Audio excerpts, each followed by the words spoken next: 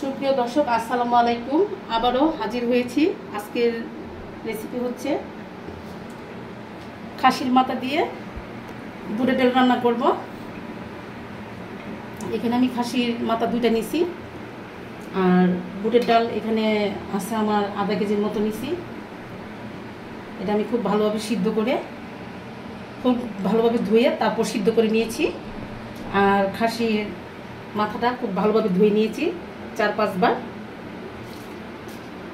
আর এখানে রান্না করার জন্য যে যে উপকরণগুলো আমি নিয়েছি তো দেখতেই পাচ্ছেন। পেঁয়াজ কুচি, আর এখানে নিয়েছি আমি পরিমাণ মতোই নিয়েছি সব কিছু, হলুদের গুঁড়া, মরিচের গুঁড়া, ধনিয়ার গুঁড়া। এখন আমি রান্নাটা বসিয়ে দিব, তো দেখতে থাকুন। আমি একটা হাঁড়ি বসিয়ে দিলাম, এখানে চুলাটা অন করে দিলাম। আমার চুলাটা মিডিয়াম আঁচে রেখেছি। এখন আমি তেল দিয়ে দিব, সয়াবিন তেল। আমি তেলটা পরিমাণ মতো দিয়েছি। এখন দিয়ে দিব এই যে পেঁয়াজ কুচি করে রেখেছিলাম, সেগুলো দিয়ে দিব।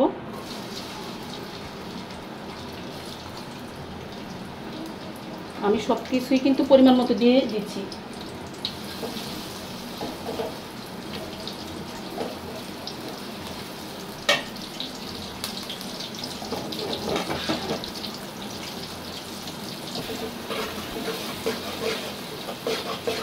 আমার পেঁয়াজগুলো একটু ভাজা হলেই তারপর আমি দিয়ে দিব হলুদের গুঁড়া।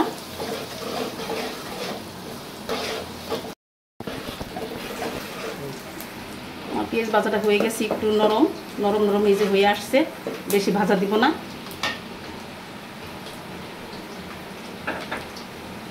এখন দিয়ে দিব আদা বাটা। এই যে আদা বাটা আমি পরিমাণ মতোই নিয়েছি এখানে।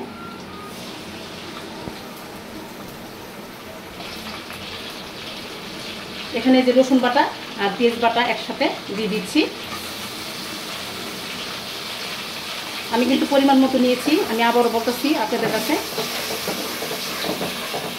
এখন এটা ভালোভাবে আমি নেড়ে চেড়ে একটু কষিয়ে নিব, যেন রসুনের গন্ধটা চলে যায়।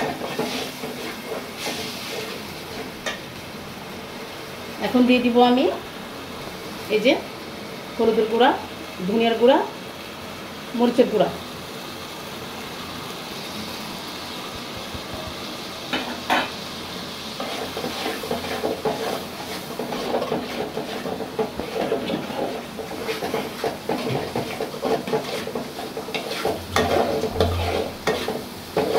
আমি ভালোভাবে কষিয়ে নিব।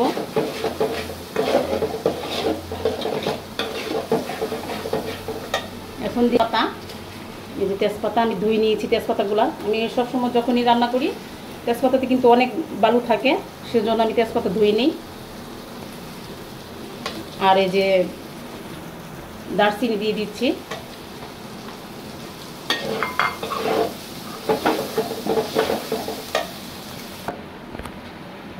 এখন আমি একটু পানি দিয়ে দিব। এই যে এখানে যে যে মশলা রেখেছিলাম সেই এটা প্লেটটা ধুয়ে এই যে পানিটা দিয়ে দিচ্ছি।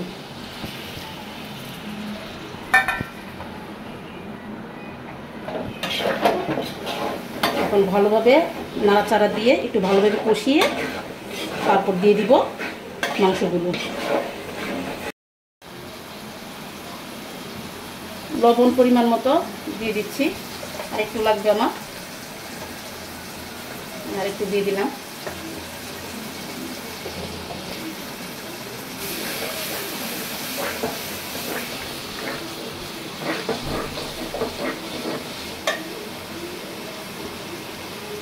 এখন দিয়ে দিব এই যে খাসির মাথাগুলো।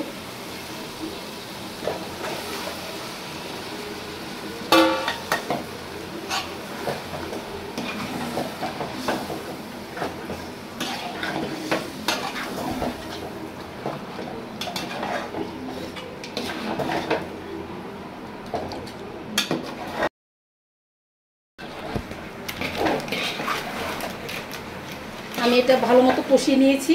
এই যে দেখুন কি সুন্দর কষানো হয়ে গেছে, এই যে দেখুন। এখন আমি এই যে বুটের ডালগুলো দিয়ে দিব। বিসমিল্লাহির রহমানির রহিম।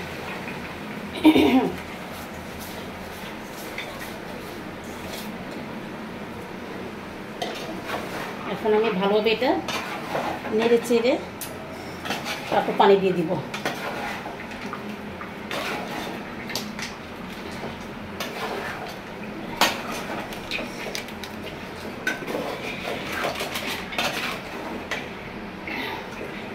এখন দিয়ে দিব জিরার গুঁড়া।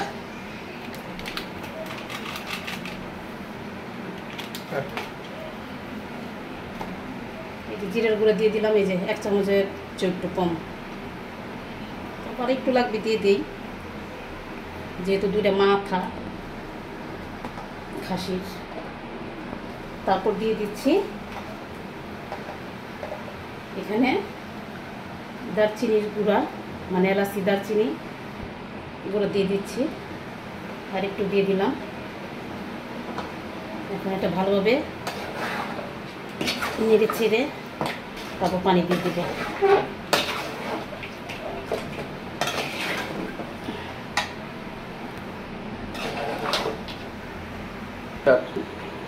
এখন পানি দিয়ে দিব। আমার কষানো হয়ে গেছে। এমনি আজকে একটু প্রচণ্ড গরম,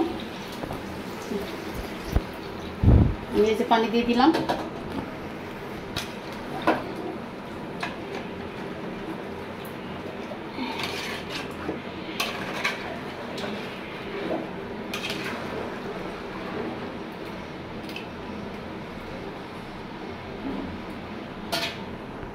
এখন আমি ঢাকনা দিয়ে ঢেকে দিয়ে দিব।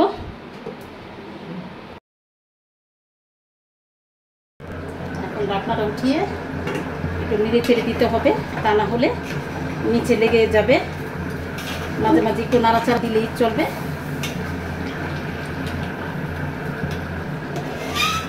দেখুন আমার তরকারি কালারটা কত সুন্দর, তরকারিটা টকবক করতেছে।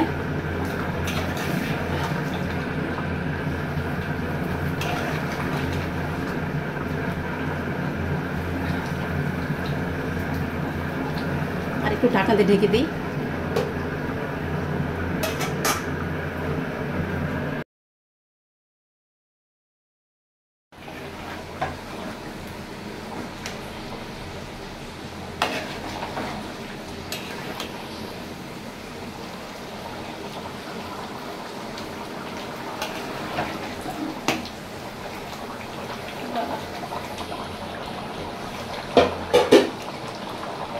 কাঁচামরিচগুলো দিয়ে দিব।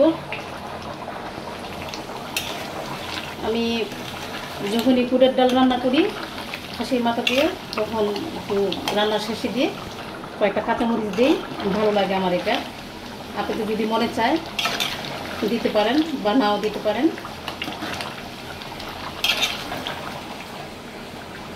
আমার তরকারি হয়ে গেছে, আর 2-3 মিনিট পরে আমি নামিয়ে নিব।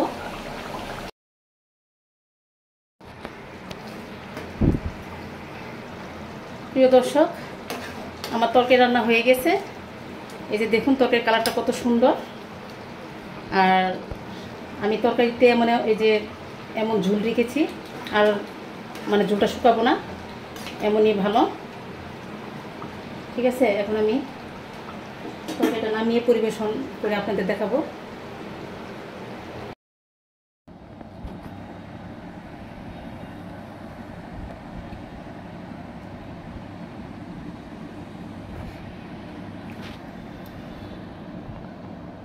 দর্শক দেখুন আমার রান্নাটা কেমন হয়েছে। খাসির মাথা দিয়ে বুটের ডাল রান্না করেছি।